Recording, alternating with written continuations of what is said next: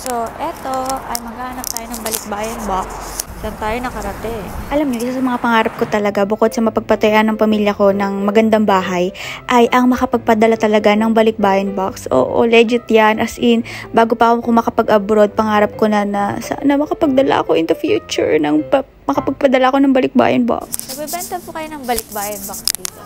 Generally, yung Chenbel, mabili. Ay, mabili. Bakit mas mabili? First time ko kasi so hindi ko alam kung ano. Babayaran mo lang yung yeah, kahit saan dyan. Bayaran mo lang ng $10 yung box, tapos picturean mo na lang yan. Kasi pag ready for pick up na yung box mo, tatawagan mo sila, then sa kanila ka magbabayad ng additional. Halimbawa, Manila, yung babayaran mo sa kanila is yung $80 na. Hindi ko alam kung paano ko ito bubuhatin. Hindi ka buhat. Wait lang. Malaki kasi. Ganyan siya kasing height ko. Salakarin ko yan.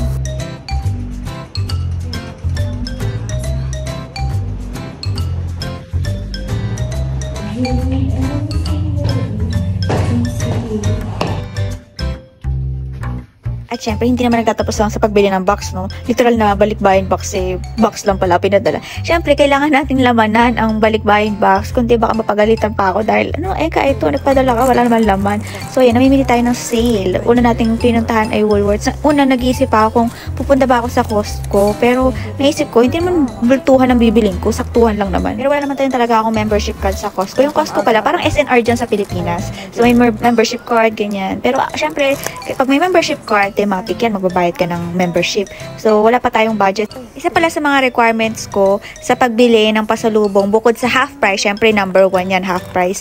Yung pangalawa is dapat matagal pa yung expiration date. Kasi mamaya, pagdating sa Pilipinas ng balikbayan box, expired na pala. So, iniiwasan natin yan, kaya tumitingin tayo ng medyo malayo-layo pa na expiration date. Tapos, sobrang nagtitingin ako ng mga, nakasale talaga. Kasi dyan lang tayo makakatipid eh. Marami din pala akong binalik na chips. Kasi nung una, hindi ko nalimot ko na tingnan yung expiration date. Tapos nung na-realize ko na dapat ko pala tingnan, so pagkita ko nga, may expire na pala ng November this year. So, hindi natin yan kukunin. Dapat mga 2024 pang expiration date. Tapos namimili din ako ng biscuits, tapos crackers, kasi gusto pala nila ate ng crackers at saka sila mami. So, nagtitingin-tingin ako. Pero pala may nakita ko parang magandang pang gift, 'di ba? Pang mga sosyalin. Tapos iba-iba siya ng flavor doon sa loob. Kaya ayan, nakikita mo yung parang legend na anong klaseng chocolate ang meron sa loob. At dahil naka-sale siya, sasamantalahin natin yan kasi may mga gusto akong pagbigyan na tao. Ayan na nga, ito na yung napamili ko sa Woolworths. Pero hindi pa dyan nagtatapos. Syempre, akala nyo Nike, no? Hindi tayo dyan sa Nike. Dadaan lang tayo dyan kasi meron sa Melbourne Central, meron pang Coles. So, titingin pa tayo ng hindi kasi ako nakakita ng peanut butter sa Woolworths na nakasale. Usually, laging nagsisale ng peanut butter. Pero, nung pumunta ako, ay walang sale na peanut butter. Suko ko na sana yung peanut butter eh. Pero naalala ko, ay meron pa nga palang isa pang grocery store, which is Coles. So, syempre, check tayo sa Coles. At bago tayo magpunta sa ating dapat puntaan, nagtingin muna ako ng masarap na tinapay. Pero yun, hindi naman ako bumili kasi nga, syempre, tipid-tipid tayo. At, ayan, nakakita ko ng mga half price pa. Bibili natin yan. At nakakita nga tayo ng sale na peanut butter. Kaya naman, bumili ako niyan. At naalala ko, ay, mura nga din pala dito yung milk, no? Makabili nga ng mga milk. Tapos, mag-try ako ng iba't ibang klase ng milk para matikman nila doon. Tapos, naalala ko, nga pala, magdadagdag pa ako ng crackers kasi nga, gusto nila ate yung last time na nagpasalubong ako, natuwa sila sa mga iba't ibang klase ng crackers. Syempre, papanggap muna tayo, nahihirapan mamili. Pero sa dulo niyan, yung pinakamura yung bibili natin. Kasi 90 cents lang, So, syempre, diyan tayo sa 90 cents. Tapos, matagal pa yung expiration. Pasok na pasok sa banga. Nadaan na din ako sa Kmart kasi bibili pala ako ng packing tape para, alam niyo na, pang wrap ng ating mga pinamili para mas safe.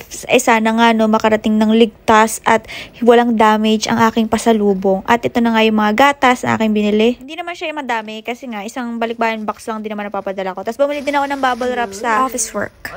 Nasira yung bubble wrap. Tignan nyo ako dahil sa scotch tape. Ayan, may punit na. Kasi naman, ba't naman tinip yan, Hindi ko natatanggalin itong leg na to. Sira to. Ito, nasasarapan ako dito. Hindi ko pa nabili isang masarap. Kasi ito kay ate, almond. Sana magustuhan niya. Barista almond pala to. Sa akin ang tato. Ba't sila magbabarista? Dairy free. Made for frothing. Akin ang tato. Binili ko pala ito para sa akin. Almond. Ito, lahat ng mga almond milk pagsasamahin. Ay, hindi. Ayan. Ito pwede din itong pang coffee. Masarap. So, by 3. By 3 siya, Sige. By 3. Hindi ako sana magbalo. Sanay lang po mag-unbox. Hindi po ako sanay mag-wrap. Sanay lang po mag-unbox.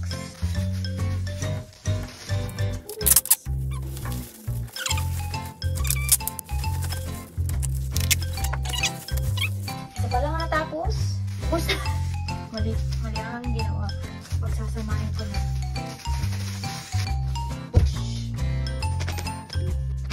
Gusto ng mami ko ng peanut butter. Kaya papasalubungan natin siya ng peanut butter na matagal pang mag-i-expire. 2025 pa. At si ate din. Ate na sila. Ito naman, para sa kapatid kong bunso. Kasi yayamanin ko nyari ang balat noon. Kala mo naman mayaman. So, free wash. So, may moisturizing lotion. Tsaka, so, free wash. Ano to? Good for, parang from infants, ganon. So, soothe skin, prone to itch and irritation. So, sana mahiyang sa kanila. Tapos, ito yung para kay mami na moisturizing lotion at saka body wash. Ito hindi ko to binili. I mean, nakita ko lang yan dyan, tapos hindi pa nagagalaw, kaya iuwi ko na lang din. Tapos, ito para sa mga balakubak. Ito yung gamit ko na nahiyang ako sa balakubak.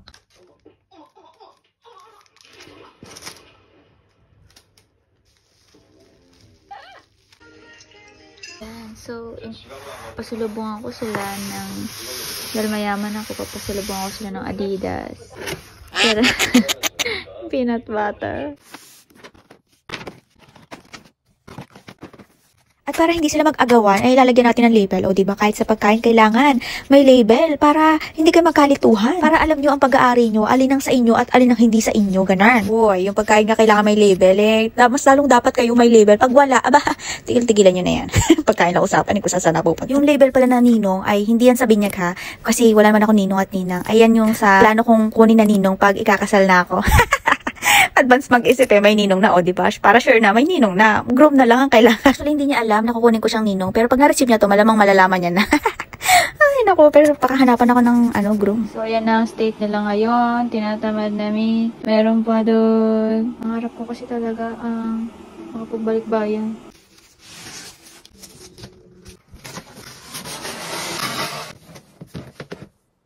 Ayan, may mga... Alam, malit lang. Sige na nga, re-record ko na.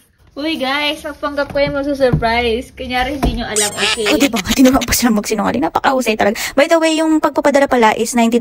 Tapos yung empty box ay $10. So, a total of $100 for 70 kilograms. At pagka umexceed ng 70 kilogram, $1 per 1 kilogram. Or the Tetris battle is over. Naiwan pa chinelas, di kasha.